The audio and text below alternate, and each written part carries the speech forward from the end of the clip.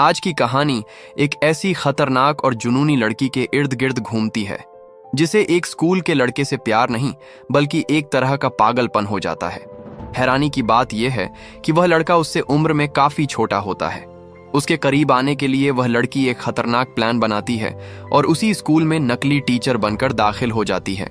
अपनी मीठी बातों और चालाक अंदाज से वह धीरे धीरे उस लड़के को अपने जाल में फंसाने लगती है। उसका मकसद साफ होता है, किसी भी कीमत पर उस लड़के को हासिल करना, और इसके लिए वह हर हद पार करने को तैयार रहती है। समय के साथ लड़का भी उसके असर में आने लगता है और फिर दोनों ऐसे कामों में उलझ जाते हैं जो कहानी को और भी ज्यादा शॉकिंग बना देते हैं। कहानी की शुरुआत होती है जेसन नाम के एक युवा लड़के से, जो एक स्टूडेंट होने के साथ साथ एक टैलेंटेड सिंगर भी है। सोशल मीडिया पर उसके अच्छे खासे फॉलोअर्स हैं और लोग उसकी आवाज को काफी पसंद करते हैं। आगे के सीन में हमें एक कैथोलिक स्कूल दिखाया जाता है जहां समर वेकेशन खत्म होने के बाद जेसन और उसकी बहन जॉय को उनके माता पिता स्कूल छोड़ने आते हैं। वहीं पर सारा नाम की एक लड़की भी दिखाई देती है जो जॉय की रूममेट है और जेसन को पसंद करती है। जेसन के पिता चाहते हैं कि वह गाने वाने छोड़कर सिर्फ पढ़ाई पर ध्यान दे, लेकिन जेसन का सपना सिंगिंग में ही करियर बनाने का है। इसी दौरान स्कूल की सीनियर टीचर सिस्टर रेबेका नजर आती हैं, जो जेसन और जॉय के माता पिता को भरोसा दिलाती हैं कि दोनों बच्चों का पूरा ख्याल रखा जाएगा। इसके बाद वह स्कूल की नई टीचर सिस्टर सोफिया से मिलती है, जिसका आज पहला दिन होता है। रेबेका उसे स्कूल के सख्त नियम समझाती है, जिसमें यह भी शामिल होता है कि सभी टीचर्स को बिना मेकअप के रहना होगा। यह सुनते ही सोफिया अपनी लिपस्टिक हटा देती है और नियमों को मानने का दिखावा करती है। जब रेबेका सोफिया को स्कूल का चक्कर लगवा रही होती है, तभी उनकी मुलाकात जेसन से होती है। इस दौरान सोफिया नोटिस करती है कि जेसन थोड़ा उदास है। तब रेबेका बताती हैं कि कुछ समय पहले जेसन ने नशे की हालत में अपने पिता की कार का एक्सीडेंट कर दिया था, जिसके बाद से उसके पिता उससे नाराज रहते हैं। हालांकि पढ़ाई में वह काफी होशियार है और सिंगिंग में भी अच्छा नाम बना चुका है। बाद में जब सोफिया अपने कमरे में पहुंचती है तो वह लैपटॉप पर जेसन के वीडियो देखने लगती है और अजीब तरह से उसकी तरफ आकर्षित होकर स्क्रीन को ही किस करने लगती है। इससे साफ हो जाता है कि वह पहले से ही जेसन के बारे में जानती है और उसके मन में कुछ गलत इरादे पल रहे हैं। अगले दिन सोफिया अपनी पहली क्लास लेने पहुंचती है और स्टूडेंट्स को अपना परिचय देती है, लेकिन जब वह देखती है कि जेसन और सारा आपस में बात कर रहे हैं तो वह सारा को सख्ती से आगे वाली सीट पर बैठा देती है। यह बात सारा को बिल्कुल पसंद नहीं आती, जबकि जॉय को भी यह अजीब लगता है, क्योंकि आमतौर पर इस स्कूल में टीचर्स ऐसा व्यवहार नहीं करते। जैसे ही क्लास शुरू होने वाली होती है, जॉय याद दिलाती है कि पहले प्रेयर होती है। इस पर सोफिया खुद प्रेयर करने के बजाय जॉय से ही प्रेयर करवाती है। उस दौरान जॉय नोटिस करती है कि सोफिया खुद प्रेयर में शामिल नहीं हो रही। बाद में जॉय यह बात जेसन को बताती है, लेकिन तभी जेसन का ध्यान सारा के मैसेज में उलझ जाता है और वह इस बात को ज्यादा गंभीरता से नहीं लेता। क्लास खत्म होने के बाद सोफिया जेसन को अकेले में रोकती है और उससे पूछती है कि क्या सारा उसकी गर्लफ्रेंड है। जेसन साफ मना कर देता है, जिसे सुनकर सोफिया के चेहरे पर एक अलग ही खुशी नजर आती है। लेकिन अगले ही दिन सारा जेसन को प्रपोज कर देती है और जेसन भी बिना ज्यादा सोचे हाँ कह देता है। दोनों रोमांटिक मोमेंट शेयर कर रहे होते हैं, तभी सोफिया वहां पहुंच जाती है और जेसन को तुरंत क्लास में भेज देती है, जबकि सारा को अलग से डांटती है। सारा भी गुस्से में जवाब देती है, क्योंकि वह एक अमीर परिवार से आती है और किसी से डरती नहीं। लेकिन सोफिया को इससे कोई फर्क नहीं पड़ता और वह सारा को सख्त लहजे में जेसन से दूर रहने की चेतावनी देती है। यहाँ से कहानी और भी ज्यादा डार्क और इंटेंस होने लगती है, जहाँ हर कदम पर खतरा बढ़ता नजर आता है। फिर क्लास खत्म होने के बाद सोफिया जेसन को रोक लेती है और हल्की मुस्कान के साथ उससे पूछती है, तुमने तो कहा था कि तुम्हारी कोई गर्लफ्रेंड नहीं है, फिर सारा के साथ क्या चल रहा था? यह सवाल सुनकर जेसन घबरा जाता है और उसके पास कोई साफ जवाब नहीं होता। वह बस चुप खड़ा रह जाता है। तभी सोफिया उसे कहती है कि वह बाद में उसके केबिन में आकर मिले, उसे कुछ जरूरी बात करनी है। जेसन मजबूरी में हामी भर देता है। अगले सीन में हम देखते हैं कि सोफिया अपने कमरे में जाती है और जानबूझकर दरवाजा थोड़ा खुला छोड़ देती है। फिर वह ऐसे बिहेव करने लगती है जैसे उसे किसी की परवाह ही न हो और धीरे धीरे खुद को मॉइस्चराइज करने लगती है। उसी समय जेसन वहां पहुंच जाता है और ये सब देखकर बोल पड़ता है, भैंस की आंख, यहाँ तो पूरा शो चल रहा है। दरअसल ये सब सोफिया का प्लान था। वह चाहती थी कि जेसन उसे इस हालत में देखे ताकि उसके मन में भी लड्डू फूटें, और वही होता है। जेसन वहां से सीधे अपने कमरे में लौट आता है, लेकिन उसका दिमाग पूरी तरह ब्लैंक होता है और सोफिया में उलझ चुका होता है। पूरी रात वह उसी के बारे में सोचता रहता है और अपने ख्यालों में खो जाता है। अगले दिन जब सोफिया उससे पूछती है कि वह उससे मिलने क्यों नहीं आया, तो जेसन बहाना बनाकर कह देता है कि वह भूल गया था। इसी तरह धीरे धीरे एक हफ्ता गुजर जाता है और वीकेंड पर उनके माता पिता बच्चों को घर ले जाने स्कूल पहुंचते हैं। लेकिन जेसन के बिना रहना अब सोफिया के लिए मुश्किल हो चुका था। उसका ध्यान कहीं और लग ही नहीं रहा था, इसलिए वह सिस्टर रेबेका से झूठ बोलकर छुट्टी ले लेती है कि उसकी आंटी की तबीयत खराब है। दूसरी तरफ घर पहुंचकर जेसन अपने पिता से कहता है कि वह 1 साल का ब्रेक लेकर सिंगिंग पर फोकस करना चाहता है, लेकिन उसके पिता इस बात से बिल्कुल सहमत नहीं होते। वह चाहते हैं कि जेसन अपनी पढ़ाई पर ध्यान दे। इसी बात को लेकर दोनों के बीच बहस हो जाती है और गुस्से में जेसन घर से बाहर निकल जाता है। बाहर अकेले बैठकर वह अपने दिल की बात गाने के जरिए निकालने लगता है। तभी दूर सोफिया अपनी कार में बैठी उसे छुप कर देख रही होती है और उसकी सिंगिंग को महसूस कर रही होती है। उसकी नजरें सिर्फ जेसन पर टिकी होती हैं और वह अंदर ही अंदर बेचैन हो रही होती है। तभी जेसन के फोन पर सारा का कॉल आता है, जिसे देखकर सोफिया का मूड अचानक बदल जाता है और वह गुस्से से भर जाती है। उसी दौरान उससे गलती से आवाज हो जाती है, जिससे जेसन को शक होता है और वह उस तरफ बढ़ता है। लेकिन तभी जॉय का मैसेज आ जाता है और वह वापस घर लौट जाता है। अब सोफिया ठान लेती है कि किसी भी तरह सारा को जेसन की जिंदगी से हटाना होगा। इसके लिए वह एक खतरनाक चाल चलती है। रात के समय वह चुपके से सारा के कमरे में जाती है और उसकी किताब के अंदर ड्रग्स छुपा देती है। लेकिन जैसे ही वह बाहर निकलती है, सामने सिस्टर रेबेका आ जाती है। सोफिया तुरंत बहाना बना देती है कि उसे कोई आवाज सुनाई दी थी, इसलिए वह चेक करने आई थी। उसी वक्त जॉय भी जाग जाती है, जो सारा की रूममेट है, और यह सब देखकर उसके मन में सोफिया को लेकर शक पैदा होने लगता है। अगले दिन क्लास में सोफिया सभी स्टूडेंट्स से वही पेज खोलने के लिए कहती है जहां उसने ड्रग्स छुपाए थे। जैसे ही सारा अपनी किताब खोलती है, सोफिया उसे रंगे हाथों पकड़ लेती है और सख्त आवाज में कहती है कि इसके लिए उसे कड़ी सजा मिलेगी। कुछ ही समय में यह खबर पूरे स्कूल में फैल जाती है और सारा को सस्पेंड कर दिया जाता है। लेकिन सोफिया यहीं नहीं रुकती। वह सिस्टर रेबेका को समझाती है कि स्कूल की रेपुटेशन बनाए रखने के लिए बॉयज हॉस्टल की भी तलाशी लेनी चाहिए। रेबेका को यह बात सही लगती है और जांच शुरू कर दी जाती है। तलाशी के दौरान जेसन के बेड के नीचे से शराब की बोतल मिलती है, जो असल में सोफिया की एक और चाल होती है। जेसन बार बार सफाई देता है कि उसे इस बारे में कुछ नहीं पता, जरूर किसी ने उसे फंसाने की कोशिश की है। वह कहता है कि अगर उसे सस्पेंड कर दिया गया तो उसकी जिंदगी बर्बाद हो जाएगी, और यही वह पल था जिसका सोफिया इंतजार कर रही थी। वह एक प्रस्ताव रखती है कि अगर जेसन सस्पेंशन से बचना चाहता है तो उसे 1 हफ्ते तक स्कूल में सिस्टर्स की तरह काम करना होगा। मजबूरी में जेसन इस शर्त को मान लेता है, लेकिन सवाल यह है कि सोफिया आखिर यह सब क्यों कर रही है? उसका असली मकसद क्या है?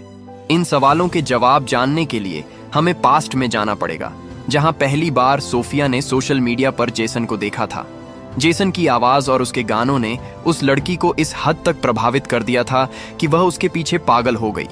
धीरे धीरे यह दीवानगी ठरक में बदल गई। जेसन तक पहुंचने के लिए उसने एक बेहद खतरनाक कदम उठाया। उसे पता चलता है कि उसी कैथोलिक स्कूल में सोफिया नाम की एक सिस्टर ट्रांसफर होकर आने वाली है। बस यही मौका देखकर वह असली सोफिया को रास्ते से हटा देती है और उसके सारे डॉक्यूमेंट्स अपने नाम पर करवा लेती है। इसके बाद वह खुद को सिस्टर सोफिया बनाकर स्कूल में दाखिल हो जाती है, ताकि बिना शक के जेसन के करीब रह सके। अब कहानी वापस प्रेजेंट में आती है, जहां जेसन सजा के तौर पर स्कूल के गार्डन में पौधे लगा रहा होता है। तभी सोफिया वहां पहुंचती है और उसकी मदद करने के बहाने उससे बात करने लगती है। धीरे धीरे वह अपनी बातों और हरकतों से उसे अपनी तरफ खींचने की कोशिश करती है। उसका मकसद अब बिल्कुल साफ है, किसी भी तरह जेसन को अपने काबू में करना। दूर खड़ी जॉय यह सब देख रही होती है और सोफिया का यह अजीब व्यवहार उसे अंदर ही अंदर परेशान करने लगता है। आगे रात का सीन आता है जब पूरा स्कूल सो रहा होता है। उसी वक्त सोफिया चुपके से जेसन के कमरे में दाखिल होती है। अंदर आते ही वह अपना फोन रिकॉर्डिंग पर लगा देती है और धीरे धीरे अपने गहने उतारने लगती है। तभी जेसन की नींद खुल जाती है और उसे सामने देखकर वह चौंक जाता है, लेकिन सोफिया बिना रुके उसे अपने जाल में फंसाने लगती है। वह उसके करीब जाती है और उसे बहकाने की कोशिश करती है। जेसन अंदर से डरा हुआ होता है और कहता है कि यह सब गलत है, लेकिन सोफिया उसे समझाती है कि कोई नहीं जानेगा, सब ठीक है। उसकी मीठी बातों और दबाव के आगे जेसन कमजोर पड़ जाता है और आखिरकार वह उसके प्लान में फंस जाता है। अगली सुबह जेसन को अपनी गलती का एहसास होता है। उसे लगता है कि उसने बहुत बड़ा पाप कर दिया है, इसलिए वह चर्च जाकर माफी मांगने का फैसला करता है। लेकिन रास्ते में सोफिया फिर उससे मिलती है और पिछली रात की बातें छेड़ने लगती है। जेसन साफ कहता है कि उन्हें ऐसी बातें यहां नहीं करनी चाहिए। फिर भी सोफिया उसे रात को मिलने के लिए कहती है, लेकिन जेसन बात टालकर चर्च की ओर चला जाता है। चर्च में पहुंचकर जब वह कन्फेशन बॉक्स में बैठकर अपने गुनाह कबूल करने लगता है तो उसे पता चलता है कि सामने फादर नहीं बल्कि सोफिया बैठी है। इससे पहले कि वह कुछ समझ पाता, सोफिया उसे फिर से अपने जाल में खींच लेती है। एक बार फिर वह उसे बहका देती है और जेसन खुद पर काबू नहीं रख पाता। कुछ समय बाद जेसन घर लौट आता है। तभी उसे सारा का मैसेज मिलता है जिसमें वह उसे रात की पार्टी के लिए बुलाती है। वहीं दूसरी तरफ सोफिया स्कूल से निकलते वक्त सिस्टर रेबेका और एक फादर की बातचीत सुन लेती है। उस बातचीत में असली सोफिया का जिक्र होता है, जिससे उसे एहसास होता है कि फादर असली सिस्टर को पहचानते हैं। ये सुनकर वह घबरा जाती है और जल्दी से वहां से निकलने की कोशिश करती है। तभी सिस्टर रेबेका उसे रोककर पूछती हैं कि वह कहां जा रही है, तो वह तुरंत मेडिकल इमरजेंसी का बहाना बनाकर वहां से चली जाती है। उधर जेसन अपने पिता से पार्टी में जाने की इजाजत मांगता है, लेकिन उसके पिता मना कर देते हैं। इस बात पर दोनों के बीच फिर से बहस होती है और गुस्से में जेसन बिना इजाजत के ही पार्टी में चला जाता है।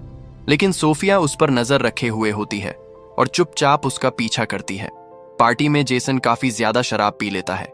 इसके बाद सारा उसे एक कमरे में ले जाती है जहां दोनों करीब आने लगते हैं। लेकिन उसी दौरान जेसन के दिमाग में सोफिया के साथ बिताए पल घूमने लगते हैं, जिससे वह बेचैन हो जाता है।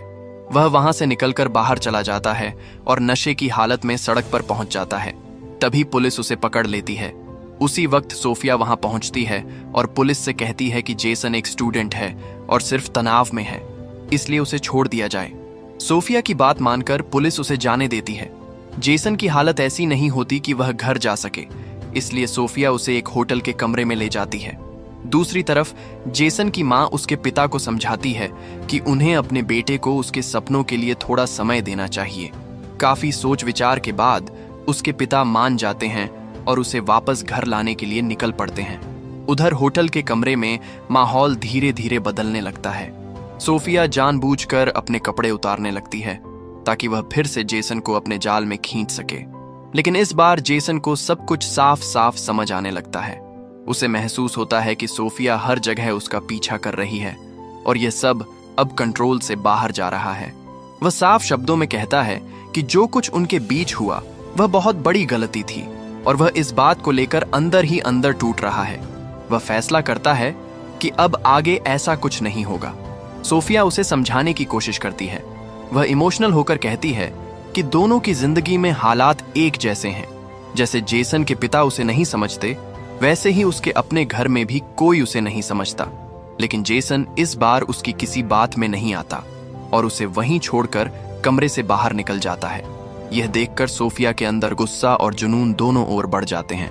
दूसरी तरफ जेसन के पिता उसे ढूंढ लेते हैं और उससे खुलकर बात करते हैं।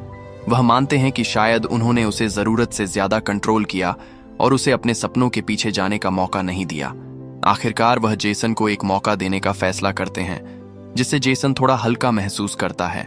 अगले दिन जब जेसन और जॉय स्कूल के लिए निकलते हैं तो सोफिया वहां पहले से मौजूद होती है, लेकिन उन्हें देखते ही वह जल्दी से अपनी कार लेकर वहां से निकल जाती है। जॉय को यह बात अजीब लगती है और वह कार का नंबर नोट कर लेती है। स्कूल पहुंचकर जब वह ऑनलाइन चेक करती है तो पता चलता है कि वह कार सोफिया के नाम पर रजिस्टर है। अब जॉय को पूरा यकीन हो जाता है कि वही उनके घर के बाहर नजर रख रही थी। इधर जेसन जब अपने कमरे में पहुंचता है तो वह देखता है कि सोफिया बेहोश पड़ी है। वह घबरा जाता है और उसे होश में लाने की कोशिश करता है, लेकिन थोड़ी ही देर में उसे एहसास होता है कि यह सब एक नाटक है। गुस्से में आकर वह कहता है कि अब वह यह सब और बर्दाश्त नहीं करेगा और फादर से जाकर उसकी शिकायत करेगा। लेकिन सोफिया उस पर पलटवार करती है। वह धमकी देती है कि अगर उसने कुछ कहा तो वह भी सबके सामने सच खोल देगी कि एक स्टूडेंट होकर उसने अपनी टीचर के साथ क्या किया। वह साफ कहती है कि अगर वह डूबेगी तो जेसन को भी साथ लेकर डूबेगी। ये सुनकर जेसन समझ जाता है कि वह एक बहुत खतरनाक जाल में फंस चुका है। इसी बीच जॉय का फोन आता है जिसमें वह उसे सोफिया की कार के बारे में बताती है। जेसन उसे कहता है कि फिलहाल यह बात किसी को मत बताना। अगले दिन क्लास में प्रेयर के बाद सिस्टर रेबेका सारा को वापस स्कूल लेकर आती है। ये देखकर सोफिया का गुस्सा फूट पड़ता है। वह रेबेका से सवाल करती है कि सारा को दोबारा आने की अनुमति कैसे दी गई। इस पर रेबेका सख्ती से उसे चुप कराती है और कहती हैं कि उसे स्कूल के नियम सिखाने की जरूरत नहीं है। सारा के वापस आने से जेसन खुश हो जाता है और अपने मूड में गाना गाने लगता है। लेकिन दूसरी तरफ सोफिया का व्यवहार अब और भी ज्यादा असामान्य हो जाता है। उसका गुस्सा अब खतरनाक रूप लेने लगता है। फिर एक सीन में दिखाया जाता है कि जब सारा अकेले बाथरूम में होती है तभी सोफिया वहां पहुंचती है और गुस्से में आकर उसे बुरी तरह चोट पहुंचा देती है। बाद में वह सब कुछ ऐसे सेट कर देती है कि मामला एक हादसा लगे। कुछ देर बाद जॉय जब वहां पहुंचती है तो सारा को उस हालत में देखकर घबरा जाती है और जोर से चिल्लाने लगती है। जांच के बाद पुलिस इसे एक हादसा मान लेती है और केस को उसी तरह क्लोज करने की तैयारी करती है। लेकिन जॉय को यह बात अंदर से सही नहीं लगती। उसे लगता है कि यहां जरूर कुछ गड़बड़ है। अगले दिन चर्च के बाहर जेसन सोफिया का सामना करता है और शक जताता है कि सारा के साथ जो हुआ उसमें उसका हाथ हो सकता है। लेकिन सोफिया बेखौफ होकर कहती है कि अब कुछ भी साबित नहीं होगा क्योंकि पुलिस इसे हादसा मान चुकी है। फिर वह जेसन को उसकी ही कमजोरी याद दिलाती है और उसे नीचा दिखाने लगती है। इसके बाद वह एक और बड़ा झटका देती है। वह जेसन को वह वीडियो दिखाती है जो उसने चुपके से रिकॉर्ड किया था और साफ शब्दों में धमकी देती है कि अगर उसने ज्यादा सवाल उठाए या उसके खिलाफ जाने की कोशिश की तो वह इस वीडियो को सोशल मीडिया पर डालकर उसकी पूरी जिंदगी बर्बाद कर देगी। यह सुनकर जेसन पूरी तरह डर जाता है और उसे समझ आ जाता है कि अब मामला बहुत ज्यादा खतरनाक हो चुका है। अगले दिन जब सोफिया जेसन और जॉय को घर जाते हुए देखती है तो इस बार भी वह एक नया बहाना बना लेती है। वह सिस्टर रेबेका से कहती है कि उसकी आंटी का निधन हो गया है और उसे तुरंत जाना होगा। इजाजत मिलते ही वह वहां से निकल जाती है, लेकिन उसका असली मकसद कुछ और ही होता है। उसी रात जेसन अपने परिवार के साथ डिनर के लिए एक रेस्टोरेंट जाता है। सब कुछ सामान्य लग रहा होता है, लेकिन तभी उनकी नजर सोफिया पर पड़ती है जो दरअसल उनका पीछा करते हुए वहां तक पहुंची होती है। वह खुद आगे बढ़कर जेसन के माता पिता से मिलती है और बताती है कि वह उनके बच्चों की टीचर है। जेसन के पिता उसे डिनर ज्वाइन करने के लिए कह देते हैं। जेसन इस स्थिति से बहुत असहज हो जाता है लेकिन कुछ बोल नहीं पाता। वहीं जॉय यह सब ध्यान से देख रही होती है और उसके मन में शक और गहरा हो जाता है। दूसरी तरफ सिस्टर रेबेका सोफिया के बताए हुए एड्रेस पर उसकी आंटी के लिए फूल भेजने की कोशिश करती है, लेकिन जांच करने पर पता चलता है कि वहां किसी की मौत हुई ही नहीं और वह एड्रेस भी गलत है। अब रेबेका को पूरा शक हो जाता है कि कुछ बहुत बड़ा छिपाया जा रहा है। इधर जॉय के बार बार पूछने पर जेसन आखिरकार उसे सब सच बता देता है। वह बताता है कि कैसे वह धीरे धीरे सोफिया के जाल में फंस गया और कैसे उसके पास एक ऐसा वीडियो है जिसकी वजह से वह कुछ भी करने से डर रहा है। जॉय को पहले से ही शक था, इसलिए अब दोनों मिलकर सच्चाई जानने का प्लान बनाते हैं कि आखिर यह औरत असली सोफिया है भी या नहीं। अगले दिन सिस्टर रेबेका सोफिया को अपने केबिन में बुलाती हैं और सीधे सवाल करती हैं। वह कहती हैं कि जब से वह स्कूल आई है तब से अजीब घटनाएं हो रही हैं। सारा की मौत, झूठी बातें, गलत एड्रेस, सब कुछ सस्पिशियस है। वह साफ कह देती हैं कि अब वह यह मामला फादर तक लेकर जाएंगी। यह सुनते ही सोफिया घबरा जाती है और अचानक एक लैंप उठाकर रेबेका के सिर पर वार कर देती है, जिससे वह बेहोश हो जाती है। उधर जेसन और जॉय सोफिया के कमरे में जाकर सबूत ढूंढने लगते हैं। वहां उन्हें 2 लैपटॉप मिलते हैं। एक में जेसन के ढेर सारे फोटो और वीडियो सेव होते हैं, जिससे साफ हो जाता है कि यह सब पहले से प्लान किया गया था। साथ ही उन्हें पता चलता है कि उसका असली नाम सोफिया नहीं बल्कि लोरा है, जिसने फर्जी पहचान बनाकर यहाँ एंट्री ली थी। जैसे ही दोनों यह सच लेकर बाहर निकलते हैं, उनका सामना लोरा से हो जाता है। जेसन के हाथ में अपना लैपटॉप देखकर वह समझ जाती है कि उसका राज खुल चुका है, लेकिन वह अजीब तरीके से बात करने लगती है और कहती है कि वह जेसन से सच्चा प्यार करती है। उसके गाने सिर्फ उसके लिए थे। यह सुनकर दोनों को यकीन हो जाता है कि वह मेंटली अनस्टेबल है। जेसन और जॉय तुरंत वहां से निकलकर सिस्टर रेबेका को बताने की कोशिश करते हैं, लेकिन तभी लोरा पीछे से जॉय पर हमला कर देती है। यह देखकर जेसन गुस्से में आकर लोरा को पकड़ लेता है, लेकिन वह उसे भी घायल कर देती है। तभी सिस्टर रेबेका होश में आकर वहां पहुंचती हैं और उसे रोकने की कोशिश करती हैं, लेकिन लोरा उन पर भी हमला कर देती है। आखिरकार जेसन हिम्मत जुटाता है और अपने पास मौजूद एक औजार से लोरा पर वार कर देता है। इस बार वह बच नहीं पाती और वहीं उसकी कहानी खत्म हो जाती है। इस तरह जेसन और जॉय उस खतरनाक साजिश से बाहर निकल पाते हैं। कहानी के अंत में स्कूल का ग्रेजुएशन डे दिखाया जाता है। माहौल अब शांत और सामान्य हो चुका होता है। जेसन के पिता जॉय को एक खास गिफ्ट देते हैं और जेसन को एक नया गिटार मिलता है, जो उसके सपनों की ओर एक नई शुरुआत का संकेत होता है। जेसन अब आगे बढ़ने के लिए तैयार है, लेकिन वह कभी नहीं भूल पाएगा कि उसने किस तरह एक खतरनाक जुनून से खुद को बचाया और अपनी जिंदगी को फिर से संभाला। लास्ट में बस इतना ही कहूंगा, अपने माँ बाप की बात मानो और गलत चीजों से दूर रहो। इस उम्र में फीलिंग्स आना बिल्कुल नॉर्मल है, लेकिन खुद पर कंट्रोल रखना सीखो। ये सब मोह माया है। अगर आप कोई भी प्रॉब्लम में फंसे हो तो प्लीज अपने माँ बाप से बात करो, जरूर कोई सल्यूशन निकल आएगा। अगर आपको ये बात सही लगी हो तो वीडियो को लाइक करें, चैनल को सब्सक्राइब करें और अपने दोस्तों के साथ भी जरूर शेयर करें, ताकि वो भी ऐसी गलतियों से बच सकें।